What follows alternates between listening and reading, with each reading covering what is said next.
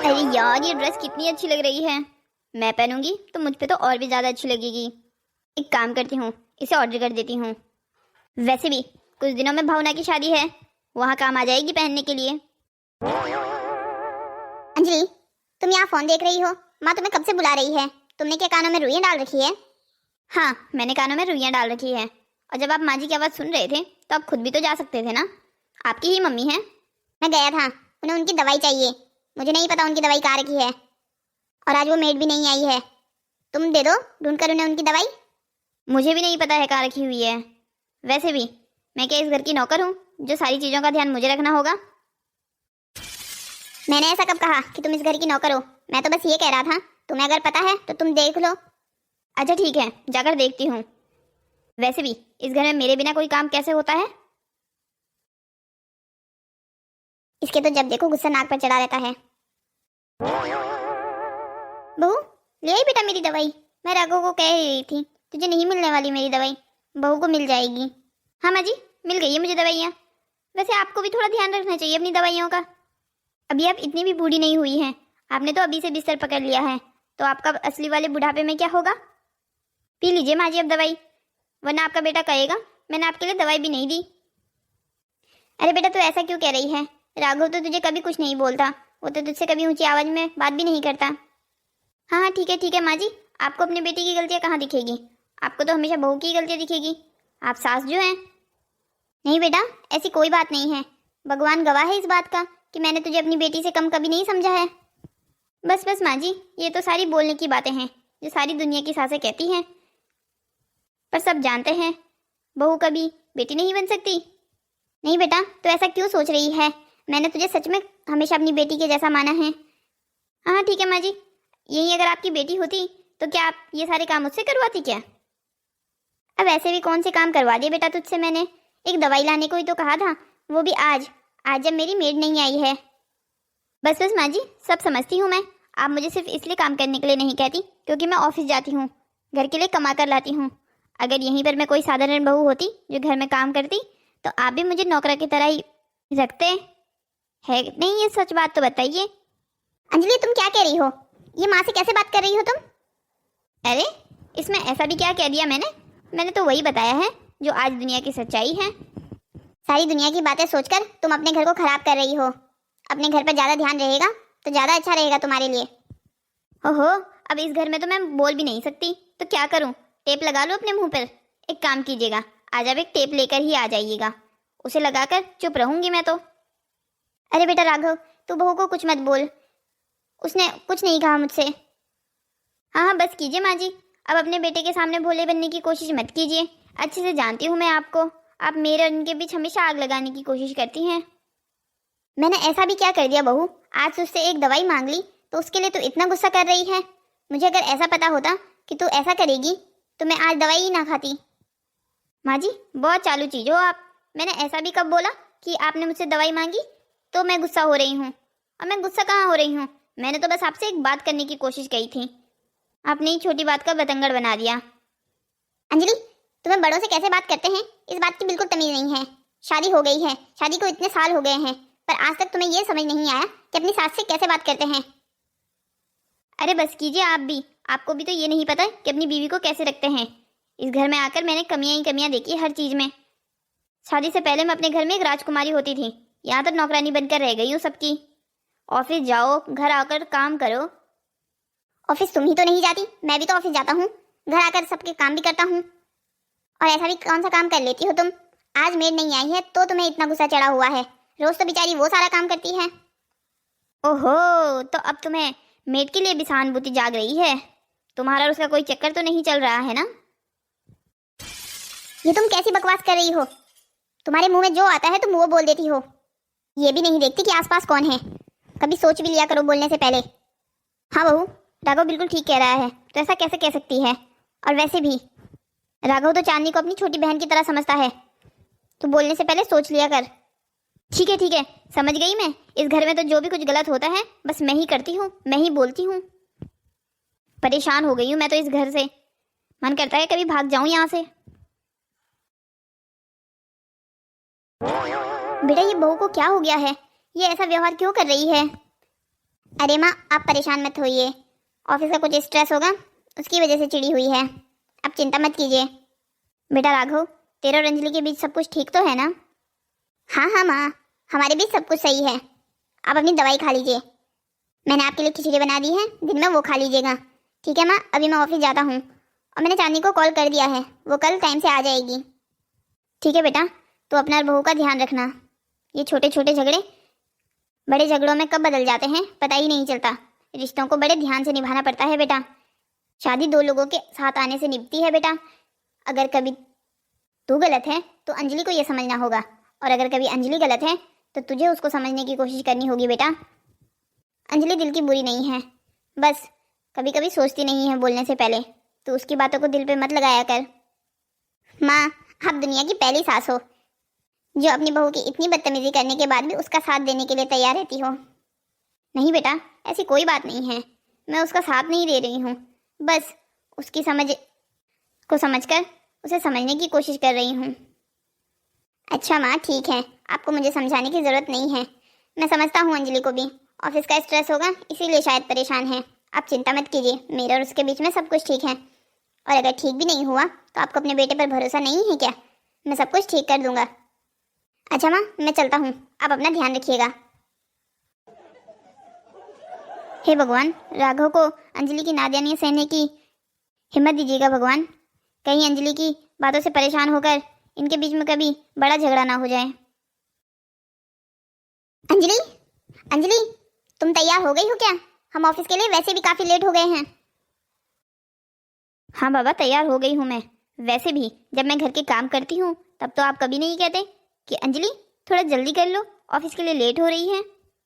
अच्छा अच्छा, माफ कर दो मेरी माँ मुझे। अभी तो तैयार हो ना, चलो चलते हैं। तुम क्या चप्पल में आज ऑफिस जाने वाले हो? शूज तो पहन लो। अरे हाँ, बाहर जाकर ही पहनूंगा, बाहर ही रखे हुए हैं मेरे शूज। चलो पहनो तुम, मैं आ रही हूँ तब तक बाहर। अब क्या हो गया, साथ में चलो। वैसे भी कितना लेट हो गया है। अरे आ रही हूँ बाबा, तुम गाड़ी स्टार्ट तो करो। ठीक है, ज्यादा लेट मत करना, मैं इंतजार नहीं करूंगा। हे भगवान, आपने मुझे कैसा माँ का चमचा पति दिया है ये। आपने मेरे ऐसे आदमी के साथ शादी करवाकर मेरे सपनों को चूर चूर कर दिया। मैंने शादी करने से पहले क्या क्या सोचा था अपने बारे में। शादी करने के बाद नौकरी छोड़कर आराम से मजे से अपने पति की कमाई उड़ाऊंगी। पर यहाँ तो सब कुछ उल्टा है। मुझे नौकरी के साथ साथ घर के काम भी करने पड़ रहे हैं। काश मेरे माँ बापों ने इसका भोलापन और इसके परिवार को ना देखकर मेरी शादी ऐसे इंसान से करवाई होती जिसके पास खूब सारा पैसा होता।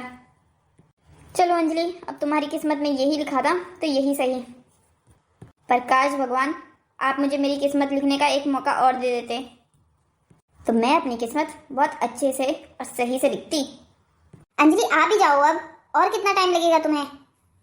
आ रही हूँ बाबा, थोड़ी देर इंतजार नहीं कर सकते क्या?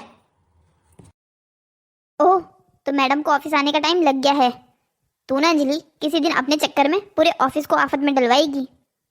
श्रुति इतना गुस्सा क्यों कर रही है? थोड़ा सा ही तो लेट हूँ यार।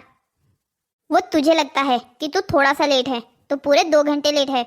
सुबह से बॉस तेरा 3 बार पूछ चुके हैं, उन्हें बार बार मना करना भी अच्छा नहीं लगता। अब जा जल्दी ऑफिस में, बॉस तेरा कब से इंतजार कर रहे हैं, वरना आज तेरे चक्कर में हम सब भी बाहर हो जाएंगे कंपनी से। अच्छा बाबा, जाती हूँ। इतना गुस्सा क्यों कर रही है? वैसे भी तुझे क्या पता एक मैरिड वुमन की लाइफ कितनी मुश्किल होती है। जब तेरी शादी हो जाएगी ना, उसके बाद पूछूंगी तुझसे सुबह घर के कितने काम करने पड़ते हैं, तब जाके ऑफिस आती हूँ मैं। ओ मैडम, तुम मुझे मत समझा। तेरे घर पे तो मेड भी है, मेरे घर पे तो वो भी नहीं है। मैं भी सारे घर के काम करके ऑफिस आती हूँ, पर मैं तो आज तक कभी लेट नहीं हुई। बस तुझे तो बहाने चाहिए होते हैं, और ये बहाने मुझे मत सुना। मैं कुछ नहीं कहूँगी तेरे लेट आने पर, तू चाहे 10 घंटे लेट आ, पर बॉस मेरे रिश्तेदार नहीं लगते, और ना ही तेरे जो तुझे इतनी छूट दे के रखेंगे। अब जा जल्दी, यहाँ बातों में बातें बनाकर मेरा और अपना दोनों का टाइम वेस्ट मत कर। जा जल्दी सर के ऑफिस में। अच्छा बाबा, जाती हूँ। तू तो ऐसे डांट रही है जैसे तू मेरी बॉस है। मैं तेरी बॉस तो नहीं, पर तेरी फ्रेंड हूँ, मुझे परवाह है तेरी। अच्छा मेरी अच्छी फ्रेंड, जा रही हूँ, अब डांटना बंद कर। और मेरे लिए तब तक एक अच्छी सी कॉफ़ी तैयार करके रख, जब तक मैं सर के ऑफिस से आती हूँ। ये कभी नहीं सुधरेगी। इसकी ये लापरवाहियाँ इसे कभी ना कभी डुबोएगी। इसका ये बचपना पता नहीं कब जाएगा। राघव इसे पता नहीं कैसे झेलता है। सर, क्या मैं अंदर आ सकती हूँ? हाँ अंजलि, आओ, मैं तुम्हारा इंतजार कर रहा था। क्या बात है अंजलि, आज काफी लेट हो गई तुम्हें आने में? हाँ सर, वो क्या है ना, आज में हमारी मेड नहीं आई थी, बस उसके बदले के भी सारे काम मुझे ही करने पड़े। ओह, ये बात है। मैं तो परेशानी हो गया था कि कहीं तुम्हारी तबीयत खराब तो नहीं हो गई है ना? नहीं नहीं सर, मेरी तबीयत बिल्कुल ठीक है। अब मुझे अच्छा लगा ये जानकर कि आप परेशान हो गए थे, वो भी अपने एक एम्प्लॉय के लिए। सर, आप बहुत अच्छे हैं। आप अपने एम्प्लॉयज़ का कितना ध्यान रखते हैं। अंजलि, तुम सिर्फ एक एम्प्लॉय नहीं हो, तुम एम्प्लॉय से बढ़कर हो मेरे लिए। सर, ये तो आपका बड़प्पन है। अच्छा सर, श्रुति कह रही थी आप मुझे कुछ इम्पोर्टेंट काम के लिए याद कर रहे थे। हाँ अंजलि, कल मैंने तुम्हें मिस्टर मेहता की फाइल मेंटेन करने के लिए कहा था, वो तैयार कर दी है तुमने? आई एम सॉरी सर, मेरे तो बिल्कुल दिमाग से निकल गया वो काम। आपने मुझे कल ही कह दिया था कि वो फाइल मेंटेन करनी कितनी इम्पोर्टेंट है। I am so sorry sir, मैं अभी जाकर वो फाइल मेंटेन करती हूँ। मुझे माफ़ कर दीजिए सर, आगे से ऐसी गलती नहीं होगी। अरे अंजलि, तुम इतनी परेशान क्यों हो रही हो? कोई बात नहीं, गलतियाँ इंसानों से ही तो होती है। तुम्हें इतना परेशान होने की ज़रूरत नहीं है। मैं ये काम किसी और से करवा लूँगा। सर, आप मुझसे नाराज़ तो नहीं है ना? अरे नहीं नहीं अंजलि, मैं भला तुमसे नाराज़ क्यों हूँगा? वो एक्चुअली सर क्या हुआ ना, कल और आज हमारी मेड नहीं आई थी, उसके बदले के भी सारे काम मुझे ही करने पड़े, जिसकी वजह से मैं ऑफिस का काम और वो फाइल का काम करना भूल गई। सर, मैं आगे से पूरा ध्यान रखूँगी।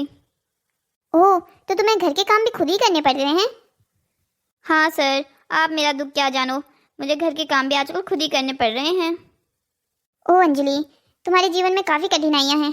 तुम इतनी बेचारी मासूम सी लड़की क्या क्या तो संभालेगी। अब देखो ना, तुम ऑफिस का काम भी करती हो और घर का भी। राघव तुम्हारी मदद नहीं करता क्या घर के काम में?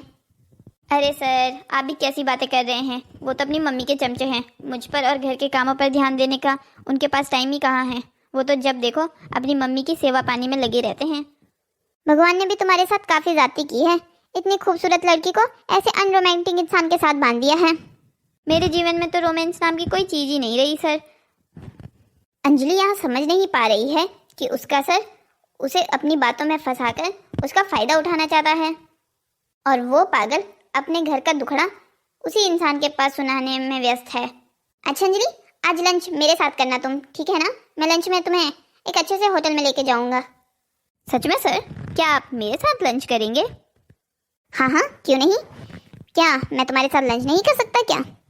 नहीं नहीं सर, मैंने ऐसा कब कहा। ठीक है, मैं लंच में तैयार रहूँगी। आप मुझे अपने फेवरेट रेस्टोरेंट में लेके जाना खाने के लिए आज। हाँ हाँ ठीक है, तुम तैयार रहना। चलो ठीक है, बाद में मिलते हैं। ओके सर, अभी मैं अपना काम कर लेती हूँ। लगता है ये पागल लड़की तो मेरी बातों में आ गई है। शाबाश निखिल, वैसे लड़कियों को पटाना बहुत आसान काम है। 2 मीठी बातें कर लो तो ये तो अपने आप पट जाती है। अंजलि, आज तो अपने लंच मेरे साथ करेगी ना? श्रुति, आई एम सॉरी यार, आज मैं तेरे साथ लंच नहीं कर पाऊंगी। क्यों? मेरे साथ लंच क्यों नहीं कर पाएगी? कहीं और जाने का प्लान बनाया है क्या तूने और राघव ने? नहीं यार, मैंने राघव के साथ कोई प्लान नहीं बनाया है। मैंने तो निखिल सर के साथ लंच पर जाने का प्रोग्राम बनाया है। क्या? निखिल सर के साथ, वो भी लंच पे? तेरा दिमाग खराब तो नहीं हो गया है ना? अरे, इसमें दिमाग खराब होने वाली कौन सी बात है? लंच पर ही तो जा रही हूँ।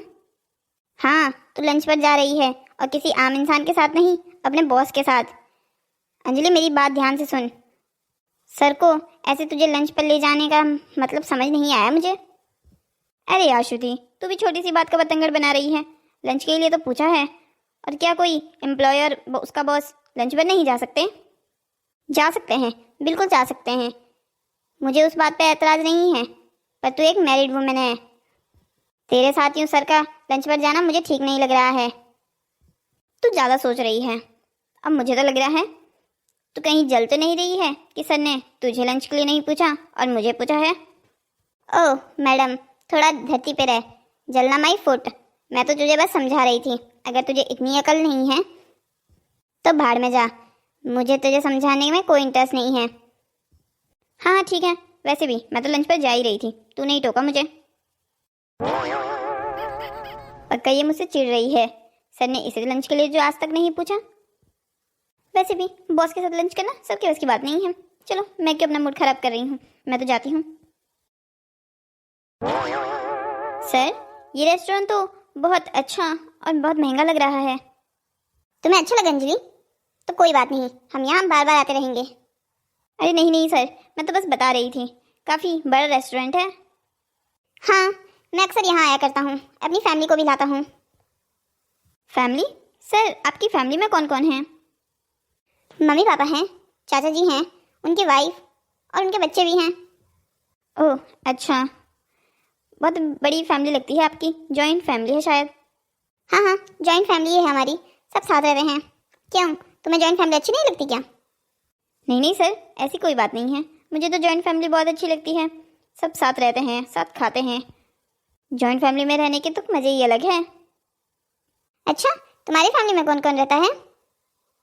सर मेरी फैमिली तो छोटी सी है, मैं, मेरे हस्बैंड और मेरी सासू माँ हैं, बस 3 लोग हैं हम तो। वैसे अंजलि, अगर तुम बुरा ना मानो तो एक बात पूछूं क्या? हाँ हाँ सर पूछिए ना।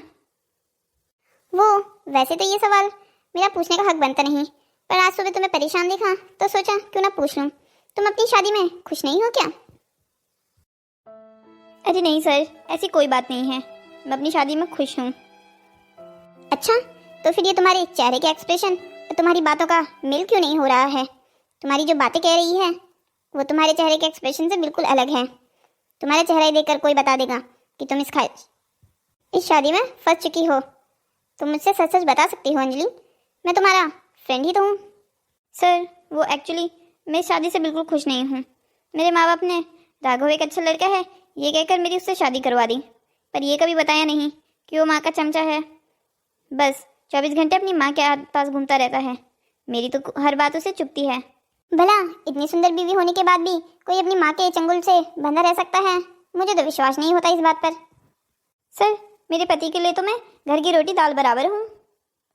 सही कहा अंजलि तुमने, जिसके पास चीज़ होती है ना उसे कभी उस बात का एहसास नहीं होता, वो उसे हमेशा फॉर ग्रांटेड लेने लगता है। काश तुम जैसी लड़की मेरी जिंदगी में होती तो मैं तो हमेशा तुम्हें फूलों के जैसे रखता, हमेशा अपनी रानी बनाकर रखता। अरे सर आप भी ना कैसी बातें कर रहे हैं। वैसे अंजलि तुम बुरा ना मानो तो मैं तुम्हें एक और बात बताना चाहता हूँ। हाँ सर कहिए ना, क्या कहना चाहते हैं आप? अंजलि मैं तुम्हें बहुत पसंद करता हूँ, पर जब तक मेरी ये बताने की हिम्मत होती तब तक तुम्हारी शादी हो गई।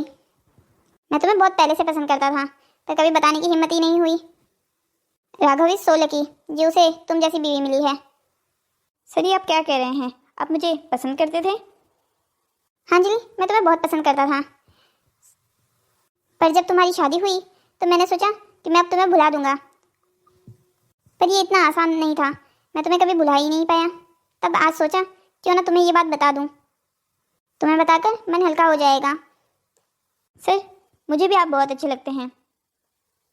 वैसे अंजलि कुछ हफ्तों बाद हमारी वर्क ट्रिप जा रही है, तुम आ रही हो ना उसमें? सर वो तो 8 ग्रुप वालों के लिए हैं, हमारे डिपार्टमेंट के लिए नहीं है।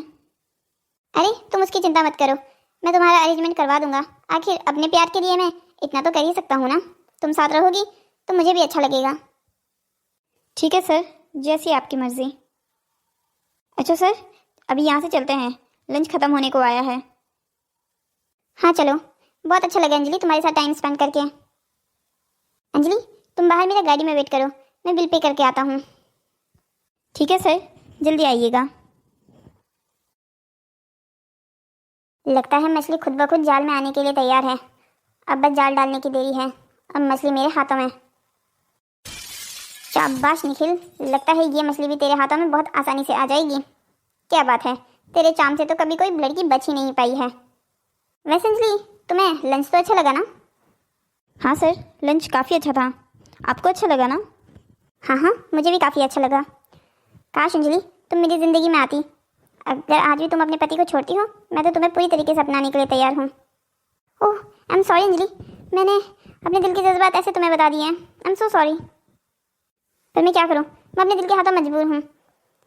भावनाओं में बहकर ये भूल गया था कि तो अब तुम शादीशुदा हो। कोई बात नहीं सर, आपने अपने दिल की फीलिंग्स मुझे बताई, मुझे अच्छा लगा। अरे ओ मैडम, तू लंच करने गई थी या खुद बनाने गई थी? 45 मिनट का लंच तूने 2 घंटे का कर दिया है। तुझे कोई होश है भी या नहीं? राघव तुझे कब से कॉल कर रहा है, तूने कॉल क्यों नहीं उठाया उसका? अरे यार श्रुति, मैं जल्दबाजी में अपना फ़ोन तो यहीं डेस्क पर भूल गई थी। जब तू कॉल नहीं उठा रही थी तो राघव ने मुझे कॉल किया था। तूने कहीं उसे ये तो नहीं बताया कि मैं अपने बॉस के साथ लंच पर गई हूँ? क्यों? नहीं बताने वाली कौन सी बात थी इसमें? और अगर तुझे इतनी परवाह है कि उसको बुरा लग जाएगा तो तुझे जाना ही नहीं चाहिए था। ऐसा कुछ नहीं है, मुझे उसकी कोई परवाह नहीं है। मैं तो बस इसलिए कह रही थी, वो थोड़ी पुरानी सोच का है। उसे ऐसा लगता है लड़का और लड़की कभी दोस्त हो ही नहीं सकते। हाँ, तो इसमें पुरानी सोच कैसे क्या बात हो गई? ऐसा तो मुझे भी लगता है। अब तुझे नहीं लगता तो तेरी बात अलग है मैडम। चल अब अपना काम कर ले। वैसे भी मिस्टर मेहता की फाइल तूने अभी तक तैयार नहीं की है। अच्छा बाबा, करती हूँ। मुझे तो कभी कभी ये लगता है मेरे बॉस निखिल नहीं, तू है। ओह, तो एक ही लंच में निखिल सर से निखिल हो गए हैं। अंजलि, तू बहुत तेज़ी से आगे बढ़ रही है। थोड़ा संभल के, गिरने के बहुत हाई चांसेस लग रहे हैं मुझे तेरे। और इस बार इतना गंदा गिरेगी कि कोई भी संभाल नहीं पाएगा तुझे। हाँ ठीक है, मुझे मत समझा, अपना काम कर जाके। क्या हो गया? ऐसे क्यों खड़े हो, जैसे कोई भूत देख लिया हो? कहाँ थी तुम अभी तक? तुम्हारी ऑफिस टाइमिंग 5 बजे की है। अंजलि, मैं तुम्हारा कब से वेट कर रहा हूँ। तुम्हें कितनी कॉल्स की, पर तुम्हारे पास इतनी भी फुर्सत नहीं है कि तुम कॉल का जवाब दे दो। अरे यार राघव, इतना गुस्सा करने की क्या ज़रूरत है? वैसे भी मैं बिजी थी। हाँ, वो तो मुझे पता है कितना बिजी थी तुम और कहाँ बिजी थी। मुझ पर गुस्सा करने की ज़रूरत नहीं है। अब वैसे भी मुझे लगता है श्रुति ने तुम्हारे पहले से ही कान भर दिए हैं। श्रुति को क्या ज़रूरत है मेरे कान भरने की? वैसे भी उसने जो मेरे पास बताया है वो सब कुछ सच है। अगर ऐसा नहीं है तो तुम बता दो। तो क्या हुआ अगर मैं अपने बॉस के साथ लंच पर चली गई तो? कुछ नहीं हुआ है, कोई बड़ी बात नहीं है। वैसे भी मुझे तुम्हारे बॉस के साथ लंच पर जाने से कोई दिक्कत नहीं है, पर मैंने तुम्हें इतनी कॉल्स की, तुम रिप्लाई भी तो कर सकती थी। और अगर तुम अपना फ़ोन ऑफिस में भूल भी गई थी तो बाद में तो बैक कॉल कर सकती थी ना। पर नहीं, तुम तो अपने पति को बताना ज़रूरी नहीं समझती ना। राघव, इतना गुस्सा करने की कोई ज़रूरत नहीं है। वैसे भी मैं बहुत थक गई हूँ, मुझे आराम करना है। एक कॉल नहीं उठाई, पता नहीं क्या पाप कर दिया मैंने। तुम्हें पता है आज तुम्हारी कॉल ना उठाने की वजह से क्या हो सकता था? तुम तो ऐसे कह रही हो जैसे मेरी कॉल ना उठाने पर कोई मर रहा था। हाँ, कुछ ऐसा ही होने वाला था। तुमने मेरी कॉल नहीं उठाई। मैं तुम्हें इसलिए कॉल कर रहा था क्योंकि मुझे माँ के अष्टमी का पंप नहीं मिल रहा था जो तुमने सुबह रखा था। मरी तो नहीं ना तुम्हारी माँ, जिंदा है ना? तो इतना बड़ा बवंडर बनाने की क्या ज़रूरत है इस बात का? अंजलि, ये क्या बकवास कर रही हो तुम सीधा नहीं बोल सकती क्या कुछ? भगवान ने ये मुंह ऐसी बातें करने के लिए दिया है क्या? राघव, अब तुम्हारा बहुत हो रहा है, नहीं रहना है मुझे तुम्हारे साथ। जा रही हूँ मैं ये घर छोड़कर। ये कैसा मजाक है? अब ये मजाक बंद करो और चलो माँ की तबीयत का पूछ लो। तुम्हारा पूछ रही थी वो। मुझे नहीं पूछना तुम्हारी माँ की तबीयत का, वो जिए मरे मेरे लिए कोई फ़र्क नहीं पड़ता। और ये मजाक नहीं है, मैं सच में तुम्हें छोड़कर जाना चाहती हूँ। मैं डिवोर्स पेपर भिजवा दूंगी, उस पर साइन करके मुझे वापस दे देना। अंजलि प्लीज़, ये मजाक बंद करो। वैसे भी आज मैं माँ की तबीयत को लेकर वैसे ही परेशान हूँ। राघव, तुम्हें ये मजाक लग रहा होगा पर मैं सीरियस हूँ। मैं ये बात तुम्हें कब से कहना चाहती थी। मैं तुमसे कभी शादी नहीं करना चाहती थी। मैं एक शादी ऐसे इंसान से करना चाहती थी जो मेरे सारे सपने पूरे कर सके। तो अब क्या तुम्हें ऐसा इंसान मिल गया है जो तुम मुझे छोड़कर जाना चाहती हो? हाँ, मुझे ऐसा इंसान मिल गया है जो मेरे सारे सपने पूरे कर सकता है, और अब मैं उसी के पास जा रही हूँ। तुम भी कोई अपने लिए अच्छी सी लड़की ढूंढकर शादी कर लेना। मेरे चक्कर में मत रहना, क्योंकि मैं एक आज़ाद पंछी हूँ जो तुम्हारे हाथ तो कभी नहीं आ सकती। मैं जा रही हूँ, मुझे वापस लाने के लिए मेरे पीछे कभी मत आना। अरे बेटा, अंजलि आई थी क्या ऑफिस से? मैंने उसकी आवाज़ सुनी। और तुम दोनों इतनी ऊंची आवाज़ में क्यों बात कर रहे थे? क्या तेरा फिर से बहू से झगड़ा हुआ क्या? बेटा, तुझे क्या ज़रूरत है उसे कुछ कहने की? तो उसे प्यार से नहीं रख सकता क्या? माँ, आप बाहर क्यों आई? आपकी तबीयत ठीक नहीं है, आप प्लीज़ आराम कीजिए। नहीं, मैं तब तक अंदर नहीं जाऊंगी जब तक तुम मुझे बताएगा नहीं कि तू और अंजलि लड़ क्यों रहे थे। माँ, वो मुझे छोड़कर चली गई है, अब वो हमारी ज़िंदगी में नहीं है, आप उसे भूल जाइए। बेटा, तू ये क्या कह रहा है? कहाँ चली गई है अंजलि? माँ, वो ये रिश्ता तोड़कर चली गई है, मुझे सारे नाते छोड़कर चली गई है। उसने कहा है वो डिवोर्स पेपर भिजवा देगी और वो इस रिश्ते में अब और नहीं रहना चाहती। बेटा तो ये क्या कह रहा है? शादी कोई मजाक है क्या जो इतने आसानी से तोड़ रहे हो तुम लोग?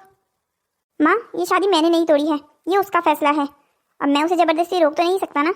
वैसे भी उसकी ज़िंदगी में अब कोई और आ गया है, मेरी उसकी ज़िंदगी में कोई जगह नहीं है। सच बात तो यह है, मैं भी अब उसे रोकना नहीं चाहता। मैं उसके रोज़ रोज़ के ड्रामों से परेशान हो गया हूँ। उसका आपके प्रति ऐसा व्यवहार मुझे सहन नहीं होता। मैं पूरी ज़िंदगी अकेला रह लूँगा, पर मुझे ऐसी बीवी नहीं चाहिए जो मेरी माँ का अपमान करे। जी आप कौन? मैंने आपको पहचाना नहीं। तुम्हें अपनी पहचान बताकर मैंने क्या करना है? और वैसे भी तुम पहचान के कर भी क्या लोगे? तुम अपने साहब को बुलाओ। मेरे साहब? मेरे साहब कौन है? आपको किससे मिलना है? आप जरा साफ साफ बताएंगी? ओहो, कैसा स्टाफ है। मुझे निखिल से मिलना है, तुम उन्हें बाहर बुलाओ। आपको क्यों निखिल जी से मिलना है? वैसे आप हैं कौन? अरे कितनी बदतमीज मेड है, कोई मेहमानों से ऐसे व्यवहार करता है तो मैं तो बाद में अच्छे से मजा चखाऊंगी। मेड? मैडम आप कुछ गलत समझ रही हैं, मैं यहाँ पर मेड नहीं हूँ। अरे तो तुम जो भी हो, मुझे उससे कुछ नहीं करना है। तुम पहले निखिल को बाहर बुलाओ, वो तुम्हें बता देगा कि मैं कौन हूँ। निखिल? निखिल आपसे कोई मिलने आया है, आप बाहर आएंगे? अरे अंजलि, तुम यहाँ क्या कर रही हो? निखिल, मैं तुम्हारे लिए अपने परिवार को छोड़ के आई हूँ। मैंने तुम्हारे लिए अपने पति को भी छोड़ दिया है। तुम चिंता मत करो, अब मैं कुछ ही दिनों में उसे डाइवोर्स भी दे दूंगी। देखना, फिर हम उसके बाद एक साथ रहेंगे। क्या? तुमने अपने पति को छोड़ दिया है? तुम्हारा दिमाग खराब तो नहीं है? और अब तुम यहाँ क्या करने आई हो, वो भी मेरे घर? निखिल, तुम कैसा मजाक कर रहे हो? प्लीज़ ऐसा मजाक मत करो मेरे साथ। मैं तुम्हारे लिए आई हूँ। मैं मजाक नहीं कर रहा हूँ, मैं तुमसे सच कह रहा हूँ। तुम यहाँ मेरे घर क्यों आई हो? निखिल प्लीज़, इस कंडीशन में तुम ऐसा मजाक मत करो मेरे साथ। मैं तुम्हारे लिए अपना सब कुछ छोड़ कर आ गई हूँ। तुमने ही तो कहा था कि तुम मुझसे इतना प्यार करते हो कि अगर मैं अपने पति को भी छोड़ दूँ तो भी तुम मुझसे शादी कर लोगे। तुम्हारा दिमाग खराब हो गया है? तुम एक शादीशुदा मर्द के लिए अपना परिवार छोड़कर आ गई हो। क्या निखिल, तुम शादीशुदा हो? पर तुमने ये बात मुझे तो नहीं बताई।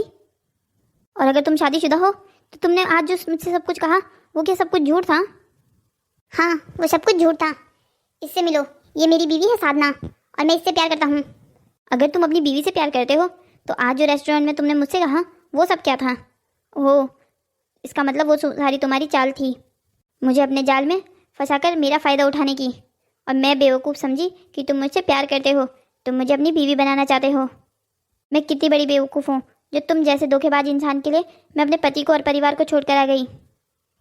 तुम इतनी बड़ी बेवकूफ़ निकलोगी ये मुझे क्या पता था। मैंने तुमसे सिर्फ 2 मीठी बातें इसलिए की ताकि हम दोनों मज़े कर सकें, पर मुझे क्या पता था तुम 2 मीठी बातों के चक्कर में तुम अपने परिवार को छोड़कर यहाँ आ जाओगी। अंजलि, कैसी औरत हो तुम?